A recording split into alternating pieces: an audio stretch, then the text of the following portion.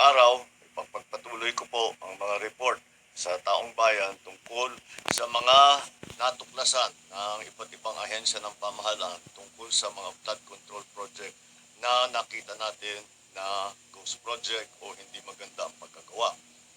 Ngayong araw, nais kong ilahad sa inyong ang mga natuklasan ng Office of the Ombudsman kaugnay sa reklamo ng DPWH ukol sa isang flood control project sa Kulaman, Jose Abad Santos sa Davao Occidental. Ito ay may halaga na halos 100 milyong piso at ipinagkaloob noong 13 January 2022 sa St. Timothy Construction Corporation.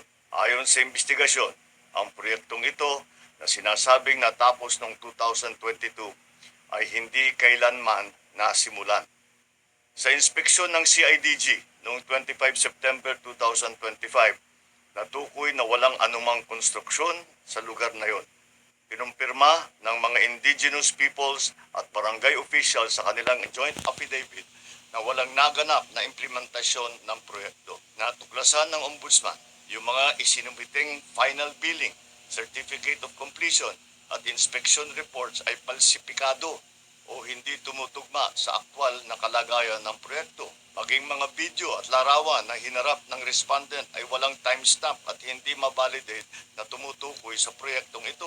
May mga private at public na individual na pinangalanan sa reklamo na kinabibilangan ng sa St. Timothy, si Cesara Rowena C. Discaya at Maria Roma Angeline D. Rimando. Meron pang iba, mga ibang nasa ahensya ng DPWH na nasama rin sa kasong ito. Dahil ayon sa Ombudsman, ang mga respondent ay naglabas at nag-aproba ng mga dokumentong ginagamit para sa pag-request at pag-release ng buong halaga na halos 100 million pesos kahit na walang natapos o nasimulang proyekto.